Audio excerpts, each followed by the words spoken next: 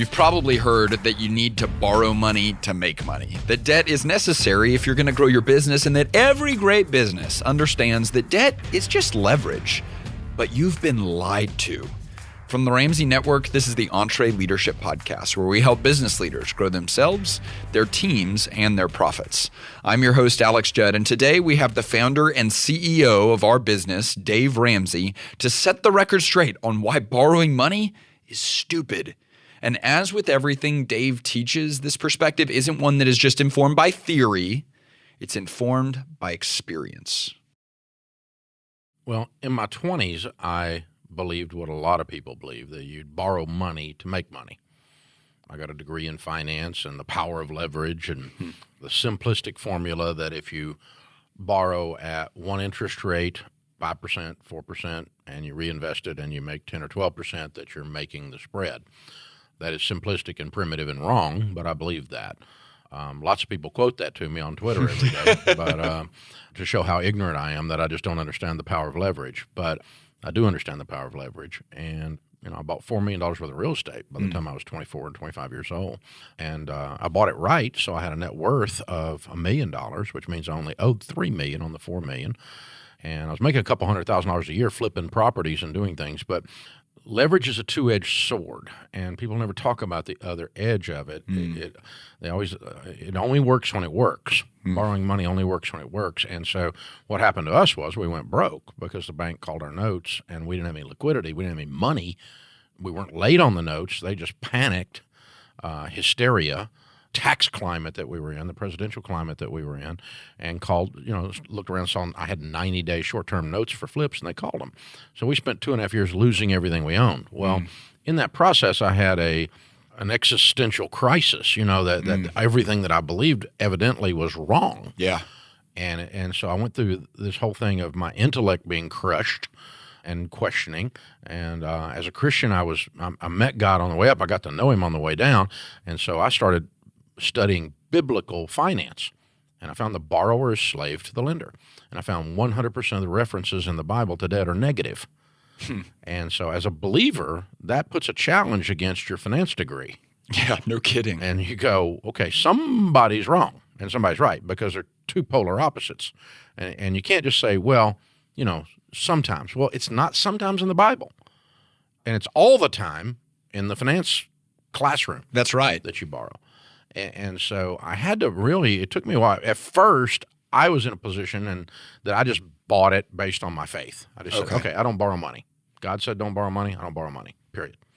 And then over time, I've started to understand the intellectual reasons for that, the mathematical reasons for that. And so I don't borrow money. Basically, when you borrow money, you increase risk. Mm-hmm. And when business people say, I can borrow $500,000 to buy this piece of equipment, they do not ascertain risk. They say, I can borrow this money at 6%, and I can put the piece of equipment to work, and I can make 12 or 14% on my money. But that's only if everything goes perfectly as it did in your head, and it never goes perfectly That's right. in business. About 90% of my ideas that I think are brilliant that I bring to the market suck. and when I borrow on them, it destroys my life. It doesn't work. But I think this is everyone sees you as the guy on the cover of the book cutting up the credit card and the guy that's yelling at people for taking car payments.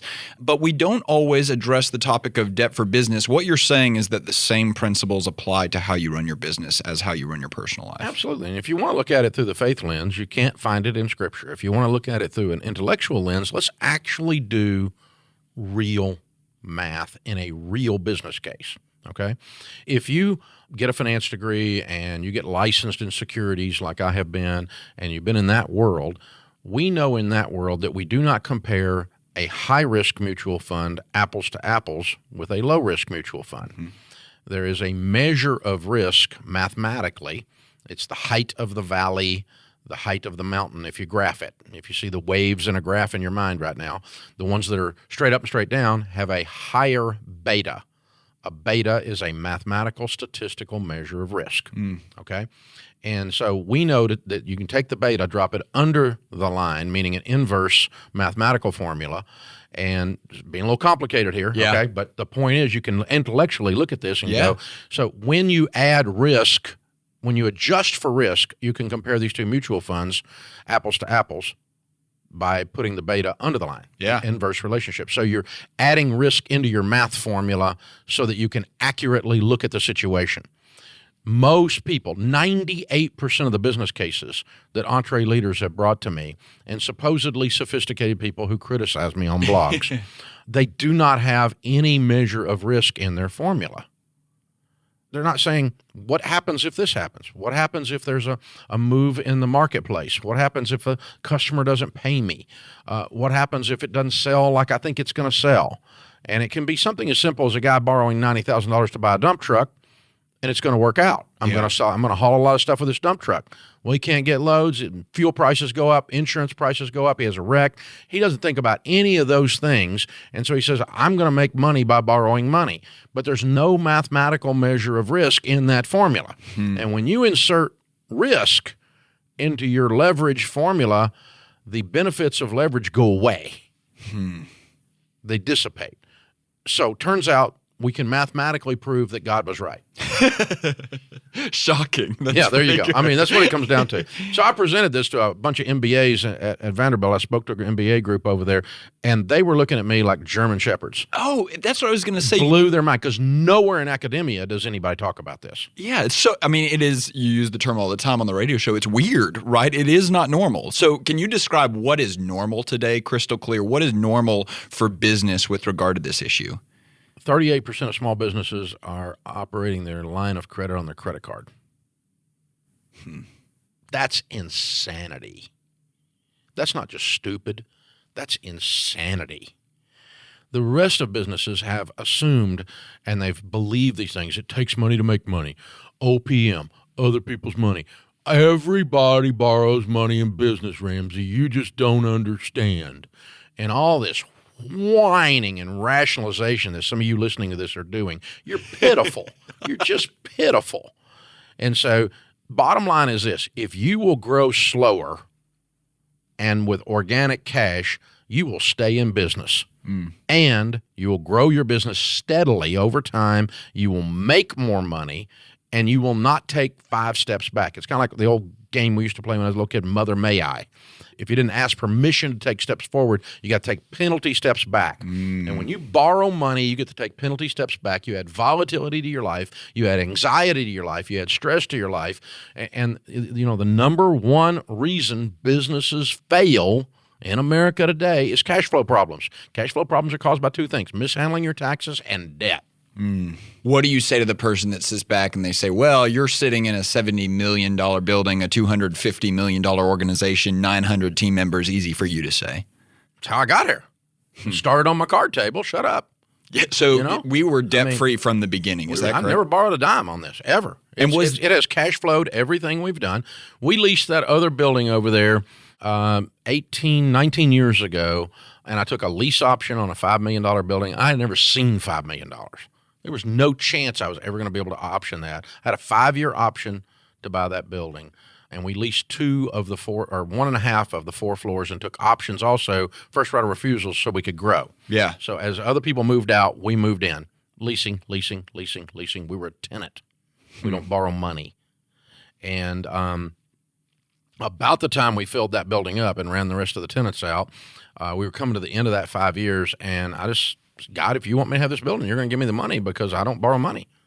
And, we had scraped out the nickels out of the corner of the couches, and because by then, by the way, the building was worth about $12 million. And to close on it at $5 million would be like, mic drop, right? That's right. So I'm dying to do it, but I'm not borrowing money. So there was this little bit of angst there. Yeah, no kidding. Like making me, because I'm a real estate guy. I really, really wanted to do this deal, because I'm leaving $7 million on the table if I walk away from this option. But I mean, we right under the wire and got it closed, and just barely. I still own that building today. But here's the thing. In 2008, when everything stopped. Yeah, that's right. You know, when they close up everything for the coronavirus and you can't do business, when they close up everything for the tornado and you can't do business, when they close up everything for the hurricane and you can't do business. And by the way, you don't control those freaking things.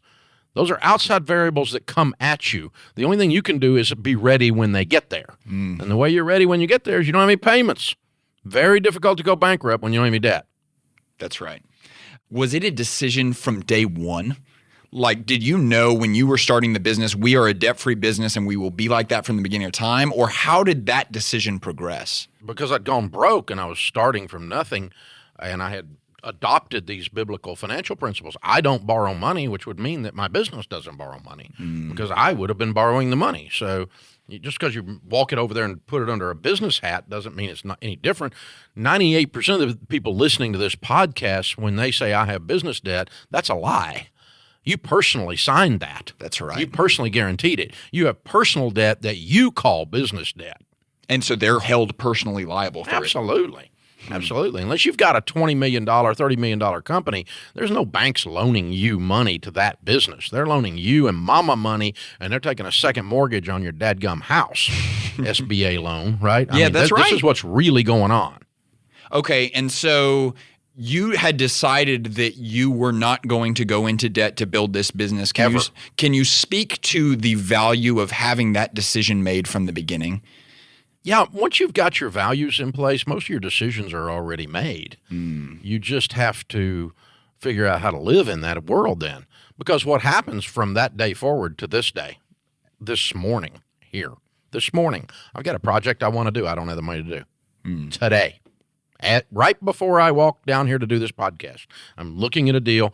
It's got zeros on it. I don't have the money. So what's that make me do? I got to do it later. I got to not do it. I got to change how we're doing it. But in no case am I going to end up in debt to do that deal. And it's a pretty good deal. It's a pretty good deal. I'm kind of excited about it. But that is so different than a lot of times the mindset we see business owners operating with on masterminds or people that we coincide with, because people often leave themselves up to the winds of opportunity or of crisis, and they always keep the loan or the line of credit at arm's reach just so they can. But it sounds like what you're saying is it's not even a temptation. We have decided. Well, I mean, if I borrowed money, it would be such a damaging thing to our reputation to start with. But I'm just not going to violate it because it's worked. That's right. It's 100%. You know, my pastor used to say a man with an experience is not at the mercy of a man with an opinion. And so everybody's got opinions about this stuff. Let me just tell you, there's no situation that you use debt that if things don't go well, that it turns out okay. And in business, sometimes things don't go well. And we've done projects, you know, we lost $278,000 on a project. Yeah. You know, and to me, I'm from Antioch, Tennessee. That's like a lot of money, you know, but we were funding it as we were going. The stupid thing just didn't work. And I just pulled the tent stakes out of it, fold it up, pack it away in the memory drawer as stuff that sucked that I tried. Right. And you know what? It hurt. But if I was still paying payments on it today, it would hurt twice as bad. That's right. You're going to make mistakes. You're going to launch stuff that fails. And the debt on it is going to put you out of business. It's going to take away your dream and turn it into a nightmare. Grow slower. Be on the cover of Slow Company magazine. Grow slower. Is there a specific moment or a specific story where you remember sitting back and saying, thank God we didn't borrow money because that would have blown up in our face? Almost every mistake, because what happens when you borrow money, you do whatever you're getting ready to do bigger and you do it faster. That's right. And so the amount of money that you lose on a mistake is always magnified when you borrow because you do it bigger. Yeah. You know, I'll order some more of those, you know, and then they don't sell and they're in the dumpster. What was the story? Was it Chick-fil-A that y'all were making those children's books for? Yeah. And, you know, we violated a trademark in one of them. That you could have never expected. With Space Camp. I had no idea Space Camp was trademarked. And we violated, you know, we had a book called Space Camp. And not only did we violate the trademark, we made fun of this mythical, what we thought was a mythical space camp, but turns out there was one. And so we had to pull the stupid things off the market. And, you know, if any of you out there that are in the business like we are, where we buy printing, you know, books or workbooks or whatever, anytime you're buying printing, the more of it you buy, the cheaper it is per unit. Yeah. And so, you know, if you got a big hit, you load up. And so we get ready to do a Chris Hogan book. You know, we buy 100,000 copies to put them out there because we know we're going to move 200,000 or 300,000 in almost every case. And if we get a big hit, we'll move 1 million of them. But if you're going to borrow money, you could order 500,000 and then end up selling 100,000. And so it turns out your per unit cost of the ones you actually sold will kick your butt. And you got payments on it, you know, and you got stress and you can't make payroll and you got anxiety. Nothing works in business like you think it's going to. Everything takes twice as long, costs twice as much, and you're not the exception. Those are the 3 rules. And so that's why you move at the speed of cash. You don't do anything else. Yeah, we move at the speed of cash. Everything is at the speed of cash. And it just gives us incredible peace. And so, I mean, we have things we get frustrated with and things we push against that don't work. We have things, we're normal business people. I mean, we're always trying something that we go, God, you look back on it, man, I was stupid. What was I thinking? You know, all of us have had those thoughts that run businesses. But if you don't have payments on them, it hurts less. Yeah, that's right. Okay, so before we get to the practicality of how to actually operate and run a debt-free business, I think probably listening to this, and we've already addressed this a little bit, but it's probably a lot like the listeners to your radio show. You've got the people that call in and they want to call in and argue with you sometimes. No. Pretend you've got one of those people in front of you right now, or you've got them calling you on the phone. How do you respond to the person that wants to argue with you about this? 100% of the time that you're borrowing money, you're borrowing it on assumptions. You're sitting on your assumptions. And when you sit on your assumptions, you're always going to have a problem. Because the only set of assumptions that borrowed money turns out is if everything goes exactly like it's supposed to, which is a dumb way of looking at the world, because it never goes the way it's supposed to go. Nothing goes the way it's, you know, people ask me all the time, did you ever have any idea? Crap, no, I had no idea. I had no idea how much work this was going to be. I had no idea I was going to have 934 people. I had no idea how some of those people were going to misbehave. I had no idea what great joy some of them were going to bring me. I had no idea the things that we were going to try were not going to work 90% of the time. We've made all of our money in brand penetration on about 10% of our ideas over 30 years of doing this business. The rest of it is trash in a drawer and embarrassing. And if you borrow on all of that, dude, you are going down. You're not going to make it. Well, you don't understand. It's the only way I can get started. No, it's not the only way you can get started. You don't need a food truck until you've been a caterer out of your kitchen. You don't need to go $250,000 in debt to buy a dadgum truck with a grill on it. Oh, my God. Unbelievable. Okay, and you never grilled anything. You just hate your job and wanted to start a restaurant. And I thought this is the way to do it. No, I mean, grill something and sell it to somebody. Grill some more and sell it to somebody. Go rent the backside of some restaurant on the weekday when they're closed and use their stuff to move up a notch. Do in-house catering. Learn to sell food and make food before you start going, I'm in the restaurant business, which has the highest failure rate of any industry, by the way. I love that example because you're highlighting the fact that you are not encouraging people not to start a business. That's not what you're saying. You're saying start it the right way and iterate as you go. Be willing. Listen, don't despise small beginnings. I started selling books out of the trunk of my car, and it was operating out of my living room, and it was off a card table. It was actually a Sam's folding table, but I mean, still a card table, right? And so don't despise small beginnings. You don't have to walk in looking like you know what you're doing when you don't. Why don't people do that naturally? Because of pride. I'm going to say I got this and I just started my business. And instead of getting dirt under your fingernails and go over there and crawl before you walk, you know, scratch and claw and get some stuff done. You know, we saw those little blue financial piece books out of the trunk of my car. They were stacked in my living room. I didn't even rent an office. You know, I mean, we didn't have the money. We made the books sell. We made the business model work. We proof texted it in the marketplace. I didn't even know that's what you called it, but we did it. And we walked out. We did a little bit. And then we made a little money and we put it all back in. Yeah. We made a little more money and we put it all back in. And we made a little more money and we put it all back in. And every time we put it all back in, some of it worked, some of it didn't, but more of it worked, enough of it worked that we made profit. And every time, you know, Sharon and I lived on nothing. And we just rolled it back into the business. I don't want you to not live your dream. I don't want you to turn your dream into a nightmare. Yeah. And you don't know what you don't know until you've done it. And so get out there and proof text this stuff, meaning prove your idea in the marketplace. Make people give you money for your idea. They're called customers, not theories. Let's talk about the other person that is listening to this right now or that calls into you and they are willing to be coached, but this is rocking their world. And they have never looked at business from this perspective. And they say, okay, but I've got debt on my business. Where do I even begin, Dave? If you've already got debt on your business, then you develop a game plan to pay it off. Okay. And so there's two things that businesses have to survive long term: zero debt and piles of retained earnings. Business version of an emergency fund. Okay. And so how do we build those two things? Well, you need to quit taking all the money home from the business. And so what we tell folks is figure out what your living wage is if you own the business. What do you need to take home to survive? Yeah. No fancy cars, no luxury items. You got debt and no money. Okay. So let's call it $60,000. Okay. So you're going to put yourself on a $60,000 salary in your profit and loss statement. Then that creates, after you are paid your $60,000, what profit comes to the bottom line.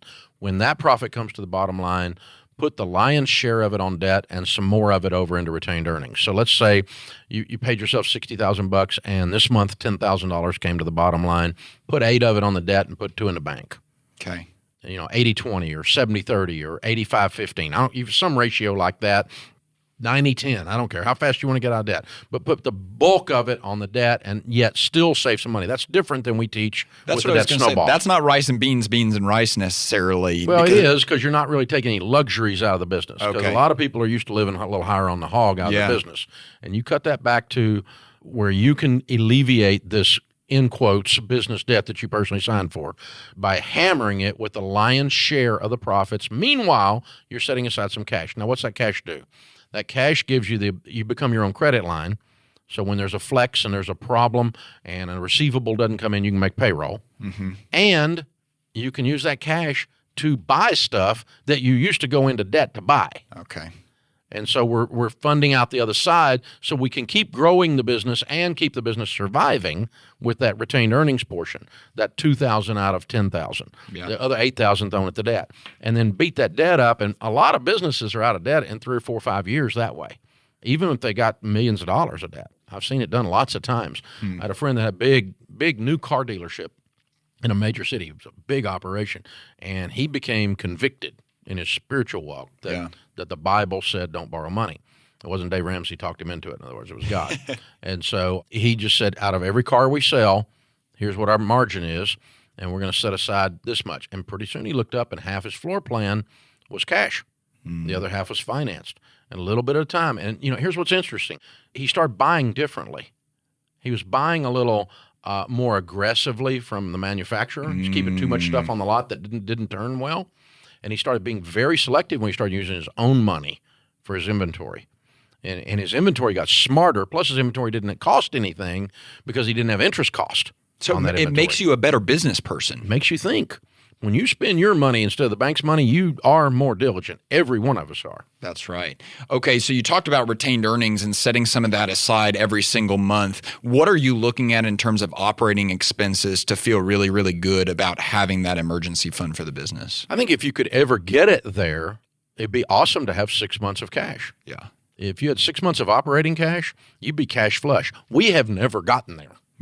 We don't have that.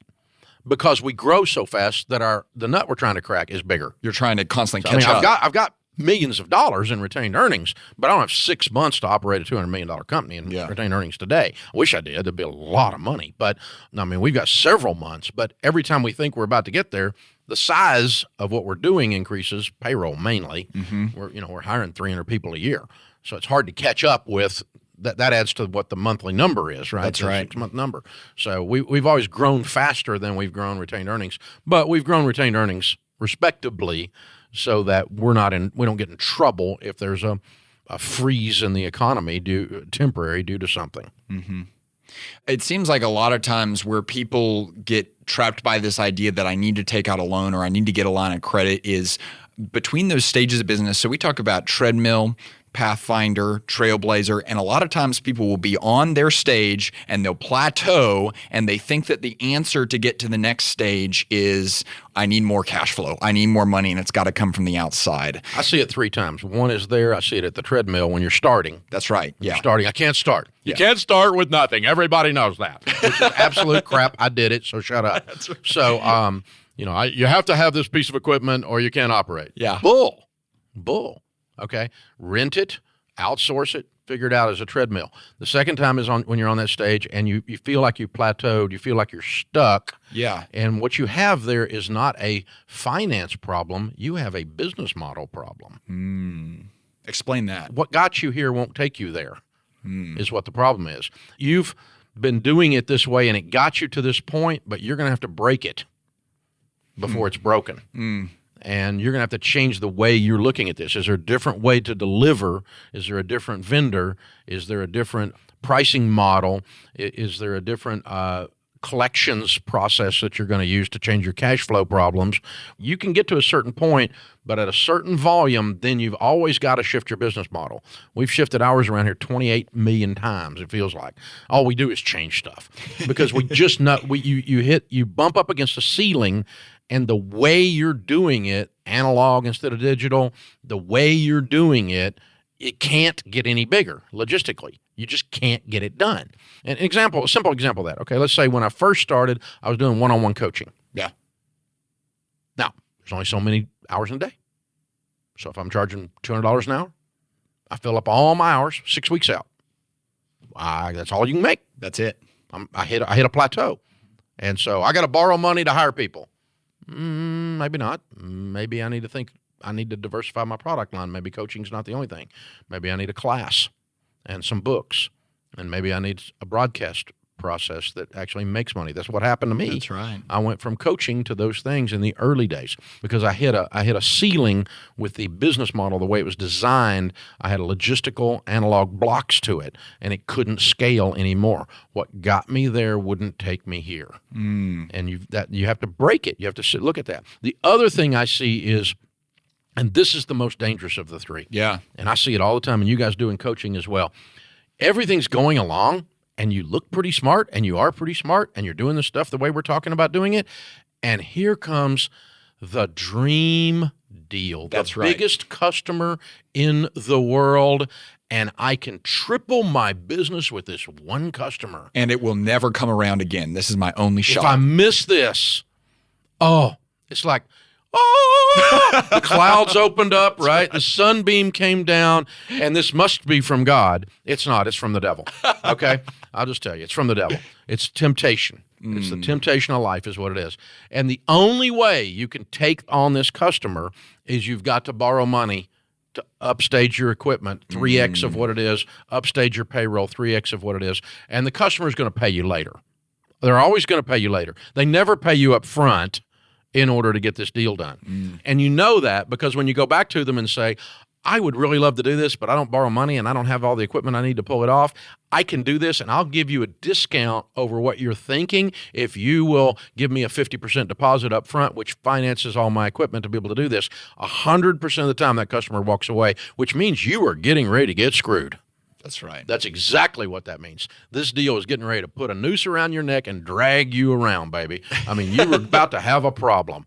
And so I've had so many dream deals walk into this place. We didn't do them, and you look back on them later, and I can't name names because it'd be embarrassing to the people that went broke, but they come in here, and it's like they're bigger than us, they're badder than us, they're cooler than us, and they want to do this big deal with little o us, and we feel so privileged to be at the table, and then we have to pay for all this stuff up front, and it's unique and customized to them.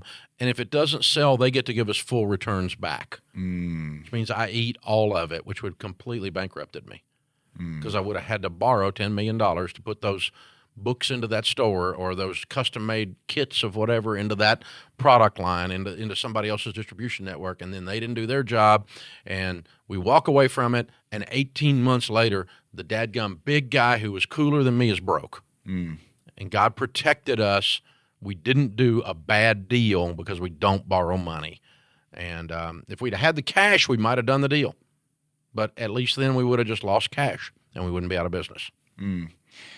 But again, like you go back to the value you established from the beginning of we don't borrow money. And so it sounds like— I don't want to go out of business. That's right. Well, but it sounds like one of the things you're challenging people with right here is that if you're going to be serious about this, that has to be a decision that you make now, because otherwise temptation will come and you will step into that. Yeah. The temptation to buy that building. Yeah, that's right. The temptation to do whatever. And sometimes I do get to close on the thing. Sometimes I do get to go into the thing and I figure out a way. That deal I got on the table this morning, I'm going to figure out a way to do it. I hadn't figured it out yet. But a lot of times I think people hijack their ability or their team's ability to have to figure it out. Oh, yeah, because you just borrow money. All the creativity went out the door. It went over at the bank, sat in the vault. It's horrible. So it's not just establishing and saying, I'm not going to do this. You need to also say why. Because that emotionally Because wraps you I'm around not it. going to add risk to my life. I don't want the anxiety in my life. If this doesn't work and doesn't turn out like it supposedly is going to turn out, we're out of business. That's why I don't borrow money. I don't borrow money because the Bible says it and I'm a Christian. I don't borrow money for these reasons. And you got to have these like 8 reasons because there's going to be the sweet deal in front of you. Yeah. That just looks like a chocolate-covered donut, baby. I mean, I need this thing, right? It's going to come up. You know it's coming. But then you got to decide ahead of time it's not going to do that. It's like, I used to coach teenagers in a ministry at our church and helping. I was one of the lay adults helping with teenagers. Yeah. And I learned this, and then I taught it to my kids when they became teenagers. If you don't decide ahead of time why you're not going to sleep with your boyfriend, then you're going to sleep with your boyfriend. That's right. You can't just say, I'm not doing that because I'm a good person. You can't just, do that. You have to say, no, I don't want babies. I don't want to lose my spiritual walk. These are the reasons I'm not going to have sex before marriage. I'm going to make that decision ahead of time, and then there's no chance we move from the front seat to the back seat. I mean, it's pretty simple because I got my why in place as well as you can't just will yourself to do smart things. You have to understand why. Yeah, and you can't make it a choice every single time. Just make the decision and be done with it. That's it. I'm done. And you're only done with it if you get the why. Yeah. If you go, because as soon as you start, you'll be tempted. You go, I really want to do this. Then you go, no, it's not worth the trade-off. Yeah. It's not worth the trade-off. Okay, so someone's listening to this right now, and maybe it's kind of like the people that call you on the radio that are like, man, Dave, I agree with everything you're saying. Now can you just talk to my spouse? And the business people are saying, okay, I agree with everyone you're saying, but I've got this business partner or I've got other stakeholders that I've got to convince around this. What do you tell that person to get the other people on board? Replay this podcast, I guess. Yeah. But because, the reasons we've been laying out are there. It is no matter which lens you look at it through, mathematical, business acumen lens, risk lens, spiritual lens, cash flow lens, never makes sense. Yeah. Every one of those, if you apply good critical thinking skills to it, will lead you to say, you know what? I'm willing to grow slower. Godliness with contentment is great gain. I'm willing to walk a little slower so I don't stub my toe, so I don't have to take penalty steps back, or worse yet, completely go out of business and turn my dream into a nightmare. I've always had a dream of owning a business. How many times have we all said that? Everybody listening right now, and me included. I've always wanted to own my business. I've always had a dream of owning it's a great American dream to own my business. Yeah, but when you do your dreams wrong, they turn into nightmares. Practically, if you have large purchases that you need to make, or if you've got someone that's saying, I'm a business owner, I need to own a building, what do you say to that person? You don't need to own a building. Buildings aren't your business. If you like real estate, that's okay, but buildings aren't your business. And I've experienced this. Once you buy a nice building, if you outgrow it, it starts to feel weird because it's like there's 2 parts of me. There's the landlord part of me that doesn't want to lose my best tenant, which is me. But my business is now starting to be formed around a building. They're competing against each other. Yeah, the business is limited by the building. But yet I don't want to move it because it's my building. And so you've got this paradox where now the tail's wagging the dog. Now the building is telling the business what to do. The shape of the building, the size of the building, the location of the building, the neighborhood around the building, whatever it is now telling the business what to do, which if you didn't own the building, it'd be a no-brainer. We got to get out of here. We got to get out of here for whatever reason. and you just move. You're in a restaurant and you've been there 5 years, but man, everything is falling apart all around this neighborhood. I got to get out of here. My customers won't even come down here. They're not safe. Yeah. This is not a good location. If you own that building, you've got two problems. Yeah, no kidding. You have kidding. a business problem to move, and now you've got an empty building in a bad neighborhood. In my case, I outgrew a building, and we actually bought a building next door, another little condo next door, office condo. And then we started leasing, and we had almost as much space leased as we had in the other building before we got into this one. That's right. And we had a shuttle that went around everywhere. I mean, we did everything in the world, but because we were bound and determined, I was bound and determined, and I put my leadership team on notice too, and they held me accountable to not let my real estate, Dave, tell us how to run the business. And the building will do that. If your business is not flatlined, meaning it's not completely stable, not growing, not declining, extremely predictable, boring, then you really question whether you want to buy a building or not. Yeah. So you advocate people rent? Most of the time. But now, if you've sat in one place, I got a friend that has a 6-bay garage, and he makes a lot of money. He's a great mechanic, foreign stuff, and he's a buddy of mine, personal friend, and he does a really good job too. But he's had that thing for years. He has no desire to have more stores than that one. He has that one store. He's going to run those 6 bays. Everything's good. He's had it for 20 years. Yeah, buy that building. Sure. Pay cash for it, but buy that building. That's fine. But everybody, what's your goal here? Your goal is to run a business and grow a business and let it make the flexible moves it needs to make in the marketplace. And I promise you, real estate will constrict you in your business thinking if you're not very conscious about it and very careful. Are there any other prevalent lies that people should be prepared to hear about business debt? Well, I think there's a kind of almost an immaturity, an emotional immaturity around the discussion. It's almost like a little kid on the cereal aisle that mommy told him he couldn't have that cereal, and so he's red-faced, sticks out his lip, and throws a fit. And that's kind of how people react when I tell them, no. Don't buy a $250,000 food truck. Yeah, it's an emotional issue for people. They get mad. Yeah. You're telling me not to live my dream. No, I'm telling you not to live a nightmare, son. And you're going to have a nightmare. That's what's going to happen. Something's going to happen. And one little slip up with the health department, the payments don't stop.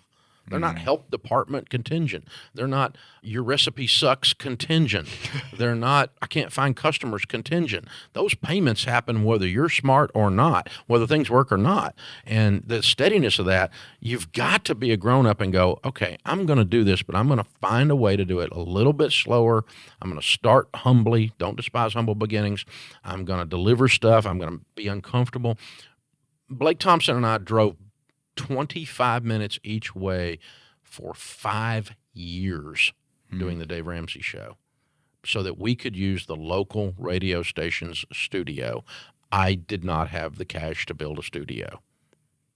5 years. That's pretty. Shut up. That's pretty scrappy. No whining. All right. I've done this stuff. All right. So, and it's a pain in the butt to drive over there too. It's not even a good road, Yeah. And so it just, everything about it was wrong. We cussed it. We hated it. We were always late because you get stuck in traffic and there's anxiety around that, but not anxiety like having payments. Does the fact that you went through the good old days and the scrappy days give you more enjoyment of the life and the business that you get to lead right now? Yeah, because there's so much margin. I mean, when you hit something and you have no debt on it at all and something catches and it's a hit, like this podcast as an example, it's going zoom, zoom. The numbers on this thing are amazing. Y'all are doing a great job with it. All of a sudden, all the things you're making off of it, it's like 100% margin because everything's paid for. All the stuff's done. All this equipment we're talking on right now is paid for.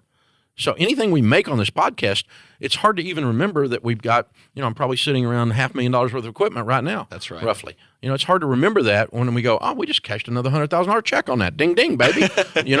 It's such pure freaking profit. And the margins are so sweet when you do get something that's a hit because there's nothing taking it away from you. So, yeah, it becomes mathematically, financially, and emotionally very satisfying. I know legacy and succession are top of mind for you right now. How does this topic play into that one? I suspect I would come back and haunt one of my children if they borrowed money on this business. But speak to the peace of mind that it gives you to know that you're handing off a business to them that is debt-free. Well, and you know what? A lot of businesses, we're doing all this family business stuff we're working on around here, and you've been part of it. You've helped us with it. A lot of times Dad wants to hand off to Junior, but really all he's got is a big pile of debt. And he's not really blessing his kid. He's cursing his kid. I mean, I'm going to give my son $600,000 in debt. Well, what a blessing, Dad, thanks, you know. But when you are 100% debt-free and your personal finances are in order, you can make the choice if you want to, for the good of the business, to just give the kids the keys. My children will pay zero for this, and it's 100% going to be theirs. It's already 99% theirs from an estate planning standpoint. We've already transferred it all. I own the only voting stock, people, so we're okay. But, but you know, the bottom line is I'm not going to charge them a dime. Yeah. Because it's not mine to start with. I'm managing it for God. So what I'm really transferring over is their responsibility to manage this for God. It's a big asset, obviously. But I don't need the money because my personal finances are in such good shape. I don't need any money out of the business. And there's no blocker on the transfer called debt. If there was a big bunch of debt on this, then they have to go, do I really want this? Do I really want to take that on? And is the bank going to go along with the next generation taking it on? That's right. One of the things we teach all the time at our Master Series event and Summit event is within those 6 core drivers of business is that core driver of profit. And the core belief that we always talk about is that profits fuel purpose. So I'd love for you to teach on how this topic really relates to the overall mission and purpose and value of leading a business. Well, everybody's got to have a different purpose, obviously, but our purpose is aligned with my friend Simon Sinek's new book, Infinite Game. So our purpose is not, we don't have an end game to take it public. We don't have an end game to sell it. We're just going to run it generationally. We're just going to run it. We help people. We're going to keep helping people. And so that's our purpose. And our purpose then is to help more people. We've got enough. Ramsey's have enough. We're in good shape. We don't need any more money. We'll take some profit out of here occasionally, but you know, we don't mind plugging the vast majority of it right back in as long as we can help more people. Grow the business, grow the business, grow the business. That's our purpose. And so profit is increased and has a higher probability of actually occurring, period, when there's no debt. You don't have any payments, you make more money, and you're probably going to be here tomorrow, which you might not be. And so that allows us to plow more back into, which oddly enough, the more money we make, the less need we have for debt. So profit drives purpose in that way. We don't have a need for debt when we come back around to do the next purchase unless we just have a dream that's bigger than what's going on, which is what happened this morning here. I got a dream right now that I just landed on my desk. I got to do this. I got to figure it out. But so I can't always do that. But most of the stuff we do around here, we've just got the money because we make money and we don't pay the bank any of it. It's kind of a cool formula. If you could go back and talk to yourself before you went broke, before everything went wrong, and you had the difficult task of convincing old Dave what new Dave knows now, what would be the things that you would say to try to get through to his head? He was so stupid he couldn't be helped. There was no chance you were going to talk that guy into anything. He was hard-headed, arrogant. He had no chance he was going to listen to anybody. That's why he went broke. What you're saying here, though, is that you don't have to go broke to do this. You don't have to do what you did to do this. No, you don't have to go through drug rehab to figure out drugs are bad for you. Yeah, so how do you manufacture that, though? It's not a manufacture. It's just a knowledge thing. I don't have to sleep around to figure out that's probably not going to work for my marriage. You know, I can observe other people that it's destroyed their lives, and I can believe on principle as a value of mine that I'm not going to do that, all those kinds of things, right? And so I don't have to do drugs. My kids don't have to go in debt to figure out that that's bad. You can grasp it intellectually, spiritually, emotionally, and go, okay, I'm buying those ideas. I'm just not sure that redneck kid you're talking about would ever listen to that. So, but if you could have gotten through to him, I was just, what it amounts to is I was so ambitious and so driven that I specialize in doing things that people never do. I still do that. And so that portion of my personality was was malignant in those days. And so I truly believe I wouldn't have listened to anybody. I mean, my grandpa tried to tell me I was borrowing too much money. Yeah. My grandpa, what did he know? He was just a guy, he's just a guy. He was head cost accountant at Alcoa, but what did he know? Just a guy. Just a guy. And, he drove an old truck. What does he know? I got a Jaguar that I had debt on. What does he know? Oh, he knew a lot.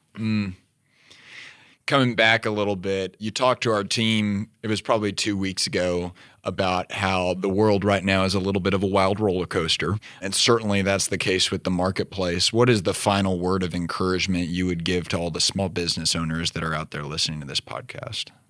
Y2K. You even know what that is? Did it end the world? Nope. Put it in the same bucket with this other hysteria.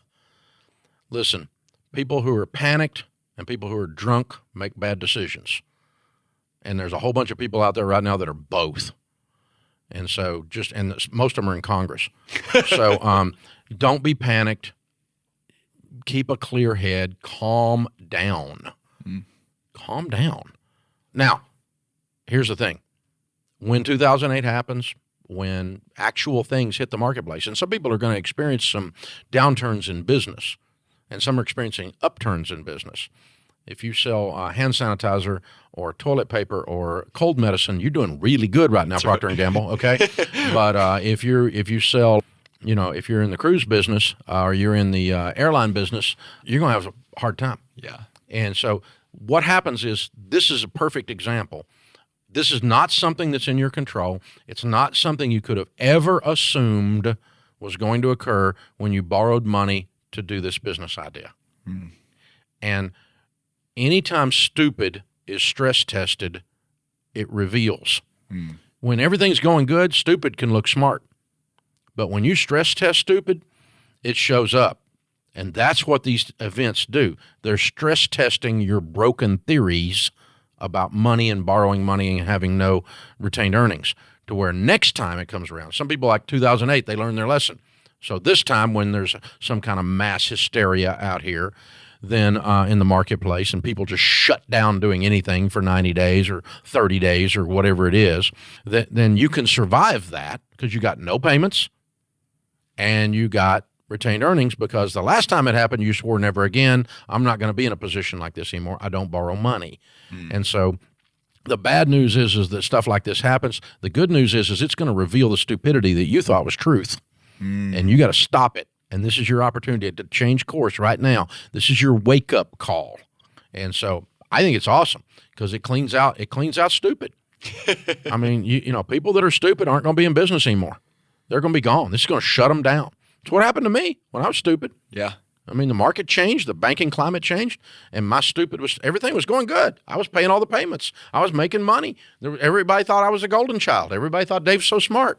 And then my stupid got stress tested, and the house of cards came falling down around my freaking ears. It's really harsh.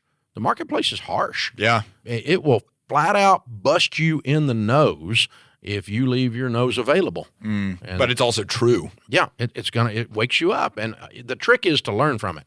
If you're freaking out right now because you got cash flow problems because everything's slowed down because of whatever, then that's your wake-up call, baby. What you've been doing was wrong, and this is your time to change it. And so it's wonderful news because the horrible thing happened to me. I went broke. Wonderful news. I learned my lesson.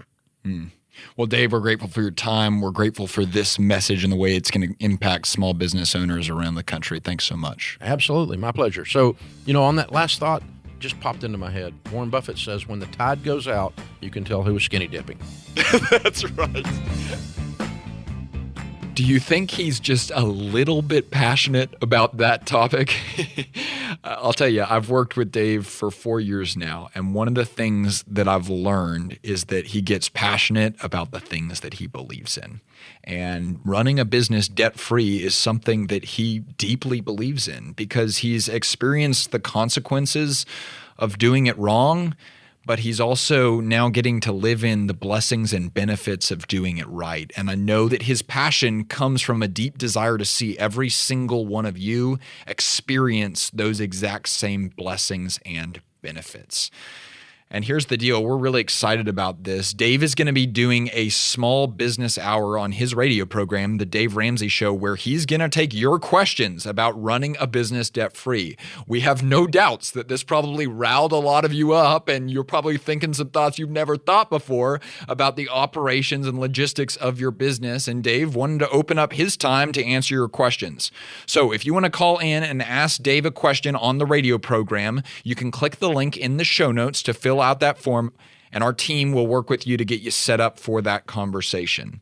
Hey, I also want to let you know about a resource that our team created that applies directly to the conversation that we had today. It's the 6 financial reports that can save your company. Now, this free PDF is going to walk you through the things that you need to have at your easy access as a business owner to make sure that you know your numbers. So if you want to get this free PDF, you can text the word reports to 33444. Again, that's the word reports to 33444.